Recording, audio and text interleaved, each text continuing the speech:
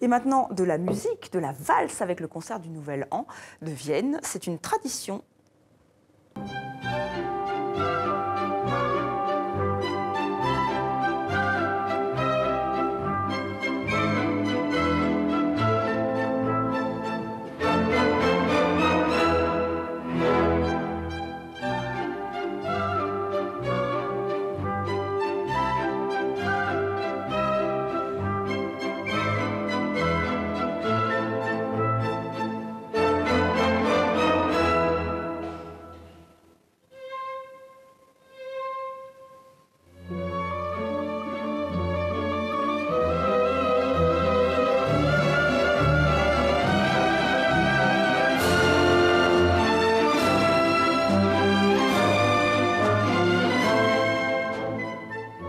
Bonsoir Sylvia, donc vous êtes un peu Sissi aujourd'hui. Oui, c'est ça. Une bonne année. Parce qu'on est vraiment là on est dans le contexte. Hein. C'est le concert du Nouvel An à Vienne.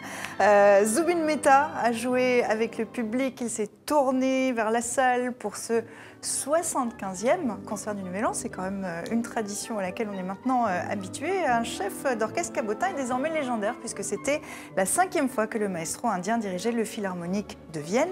Et ils ne sont pas si nombreux à avoir eu cet honneur au sein de la vénérable institution de la musique classique.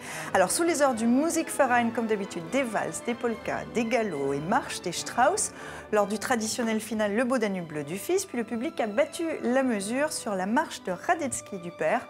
Ovation, l'année commence bien à Vienne. En revanche, il faisait beaucoup plus froid hier soir à Times Square à New York pour le réveillon. Vous nous en avez parlé, donc là... Voilà, la fête. Je vous parlais du concert géant, parce que c'était la fête. Alors, on connaît les confettis, la boule qui descend, mais évidemment, c'est aussi culturel. Les organisateurs le souhaitent, ils insistent là-dessus. Sur scène, le groupe rock OAR qu'on voit ici, mais aussi, je vous le disais hier, la chanteuse country pop Taylor Swift, Idina Menzel, l'interprète du tube Disney Let It Go, de la Reine des Neiges et bien d'autres encore. 1 million de personnes ont, comme vous le disiez, bravé une température glaciale et quelques 200 millions d'Américains et plus d'1 milliard de personnes à travers le monde ont suivi les festivités sur leur écran, chez eux, bien au chaud. Et on n'était pas obligé d'avoir ce charmant chapeau rose absolument magnifique. Alors, partie des festivités.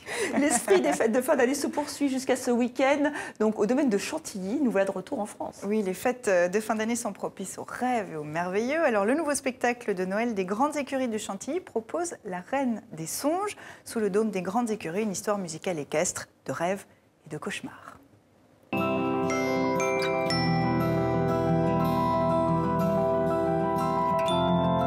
Ce spectacle nous emmène dans un pays féerique qui est le pays de la Reine des Songes.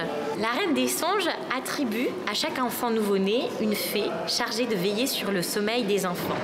Évidemment, le prince des ténèbres, lui, veille sur une armée de cauchemars et est très amoureux de la Reine des Songes, qu'il souhaite éperdument épouser. C'est une rencontre entre le bien et le mal et tout le spectacle est de savoir qui va l'emporter.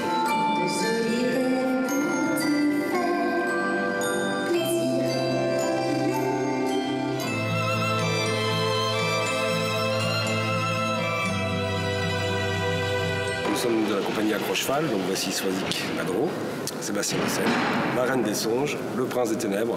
Ce qui est intéressant ici à Chantilly, c'est qu'on a un dôme gigantesque. On profite un maximum de tout ce qui est mis à disposition pour mettre en valeur le lieu avec nos acrobaties.